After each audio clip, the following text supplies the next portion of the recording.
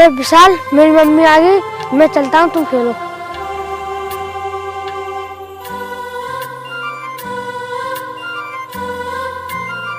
अरे मम्मी तो मांगी, मुझे स्कूल के लिए तैयार कर दो।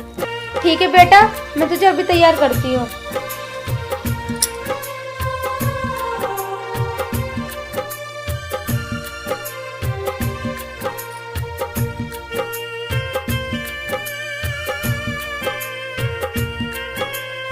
जाओ बेटा, तुम अपना बैग लेके आओ, स्कूल जाओ।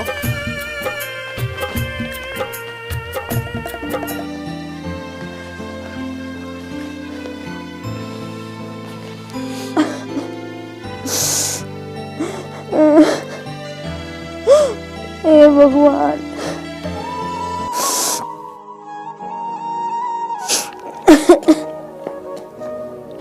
मम्मी तुम रो क्यों रही हो? बेटा मैं तुझे क्या बताऊं, जितना भी तेरे पापा का कमाया हुआ था ना, सब कुछ खत्म हो गया। मैं ये सोच के रो रही हूँ, अब आगे का खर्चा कैसे चलेगा, इसलिए बेटा मुझे रोना आ रहा है।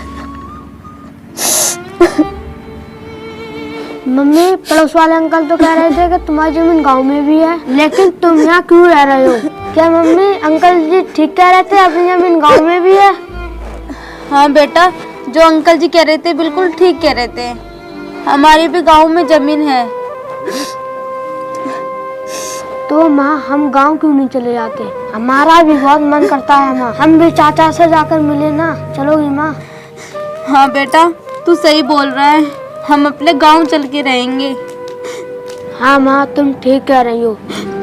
हाँ बेटा, और तेरे चाचा से अपने हिस्से की जमीन ले लेंगे, और इस तरीके से हमारे घर का खर्चा भी चलता रहेगा। चलो बेटा।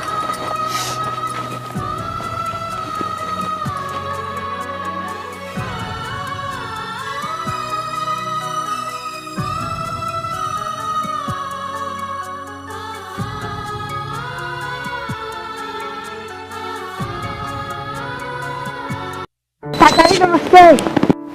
नमस्ते बेटा, तू यहाँ कैसे आया? तेरी माँ कहाँ है? अंकल जी मेरी माँ मेरे साथ आई है, वो रही मेरी माँ। और तुम लोग क्या लेने आए हो यहाँ? अंकल जी मेरे पापा के मरने के बाद तुम ही तो मेरा एक सहारा हो, मैं यहाँ नहीं आऊंगा तो कहाँ जाऊंगा? चल भाग यहाँ से, मुझे क्या पता तुम कहाँ जाओगे? और तुम तो शहर में रहते थे, यहाँ क्या लेने आए हो? देवर जी आप तो जानते ही हो, तुम्हारे भैया को 3 महीने हो गए मरे हुए। तो फिर? हमारे यहाँ कमाने वाला कोई नहीं है। तो फिर इसमें मैं क्या कर सकता हूँ? देवर जी मैं तुम्हारे आगे हाथ जोड़ती हूँ, हमें हमारे हिस्से की जमीन दे दीजिए, हम उसी में गुजारा कर लेंगे। पहले तुम मेरे बड़े भाई को लेकर इस गांव से चली गई थी, अब किस मुंह से हिस्सा मांग रही है? यहाँ तुम्हारा कोई हिस्सा नहीं है। देवर जी इतना अन्याय मत कीजिए, इतनी गरीबी में मैं अपने बच्चे को लेके कहाँ जाऊंगी? ये सब कुछ मैं नहीं जानता, ये सब कुछ तुम्हें घर छोड़ने से पहले सोचना चाहिए था। हाँ हमने घर छोड़ा जरूर था, पर हमेशा के लिए नहीं। तुम तो बड़े आदमी बनने शहर गए थे, लेकिन क्या हुआ? देवर जी हम बड़े आदमी बनने के लिए नहीं गए थे, कुछ बिजनेस करने के लिए गए थे, पर किस्मत को तो और कुछ ही मंजूर था। बिजनेस की वजह से जो उनके ऊपर कर्ज हो गया था, उसकी वजह से उन्होंने फांसी खा ली। मेरा सहारा आप नहीं बनोगे तो और कौन बनेगा? तो मैं क्या करूँ? यहाँ पर कोई हिस्सा नहीं है तुम्हारा, जाओ तुम यहाँ से। इस बच्चे का आपके बिना कोई भी नहीं है, इसके भविष्य के लिए मुझे यहाँ पे रुकने दो। जब तुम इस घर को छोड़ गई थी ना, उस दिन से सारे रिश्ते नाते खत्म हो गए थे। भगवान के लिए इतना अन्याय मत कीजिए। बहुत हो गई तुम्हें बकवास, चल निकल यहाँ से। चाचा जी तुम मेरी मम्मी को क्यों मार रहे हो? तुम्हें मेरी मम्मी को मारते हुए शर्म नहीं लग रही? तुम कैसे चाचा हो मेरी मम्मी को घर से बाहर निकाल रहे हो? चल तू भी निकल हमारे घर से, तेरा मेरा कोई रिश्ता नहीं है, चल।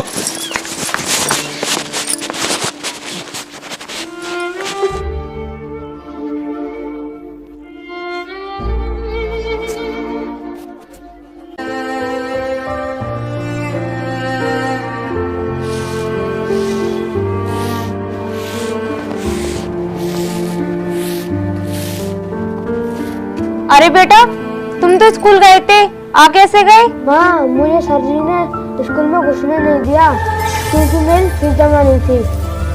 कोई बात नहीं बेटे, मैं तुझे घर पे रह के पढ़ा दूंगी। माँ मेरे पापा होते तो मुझे इस स्कूल से निकाला नहीं जाता। बेटा, किस्मत का लिखा कोई नहीं बदल सकता।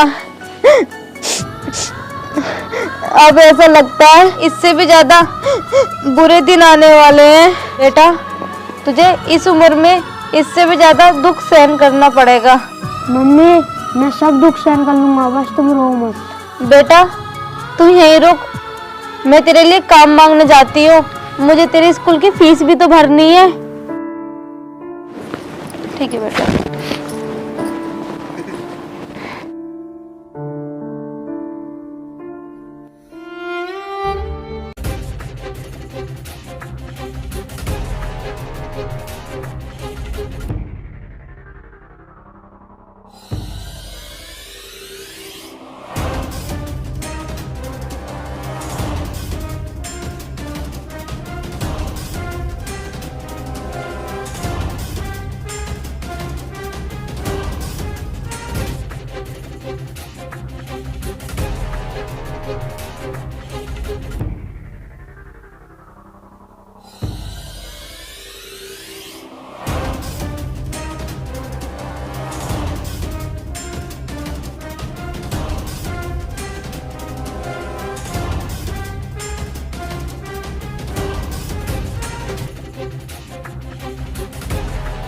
ये मनहूस औरत आज फिर आ गई मेरे सामने।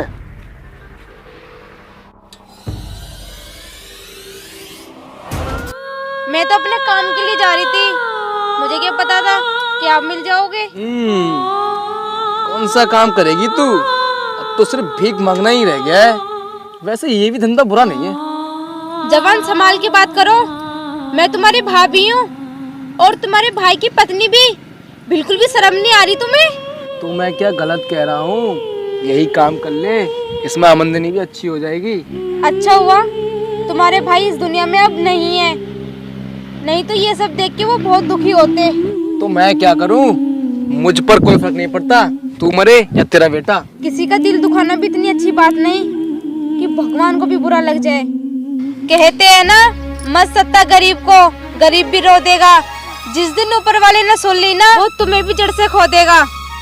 छा जाता है मातम, बुराइयां सिमट जाती हैं। तुम्हारी औकाती क्या है? अच्छे अच्छों को मिटा जाती है।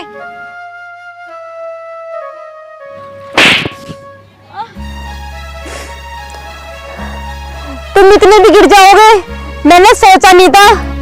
तुमने एक विधवा पे हाथ उठाया है, भगवान तुम्हें कभी भी माफ नहीं करेगा। अगर तू अभी भी मेरे सामने से नहीं गई ना, तो मैं तुझे जान से मार दूंगा।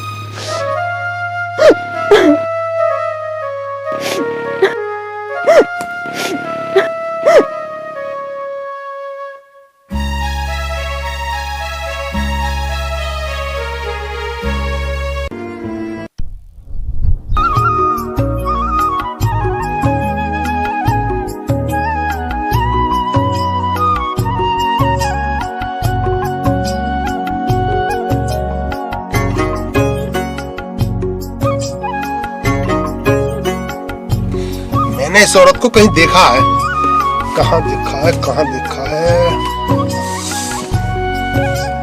हाँ हाँ हाँ, ये मेरे पार्टनर की बीवी है। इसे क्या हुआ? ये कहाँ जा रही है?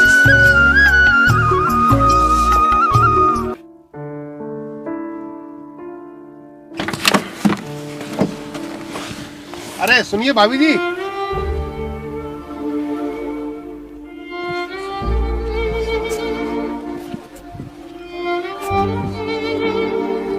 जी, मैंने आपको पहचाना नहीं। आपका पति मेरा बिजनेस पार्टनर था और बहुत अच्छा दोस्त भी था। उसी बिजनेस में हमें बहुत ज्यादा घाटा हुआ और मेरे पति ने आत्महत्या कर ली। आपको किसने बोला था कि बिजनेस में लॉस हो गया? वो सिर्फ एक हादसा था। आप ऑफिस आ जाना, मैं आपको सारी बातें बता दूंगा।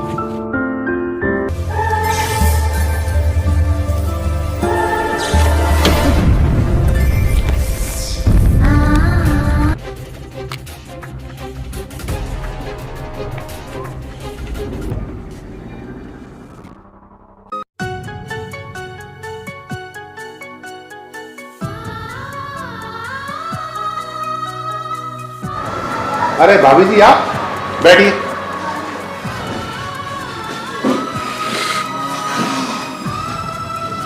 आपका आपका बच्चा तो बहुत सुंदर है। काश आज हमारे भैया जिंदा होते। भाभी जी, आज आपकी पति की वजह से हमारे बिजनेस में पूरा 10 करोड़ का मुनाफा हुआ है। और हाँ भाभी जी, ये रहे आपके हिस्से के 5 करोड़ रुपए। और आज से आप हमारी कंपनी की 50% की मालकिन है। और आज से ये कंपनी आपकी है और आप कंपनी में काम करने के लिए कल से आ जाएं।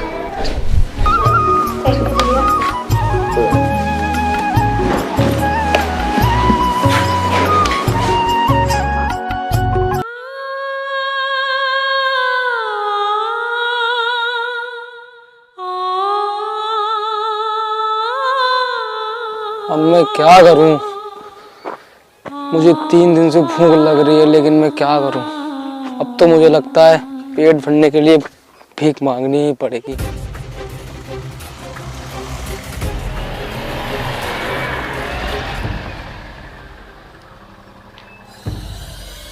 अरे वहां गाड़ी रुकी है, चलो उनसे कुछ खाने को मांगता हूँ।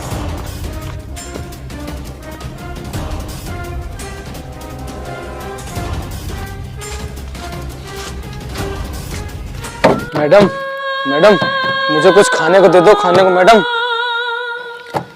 रुक जाओ, जरा सब्र कर लो, गेट तो खोलने दो।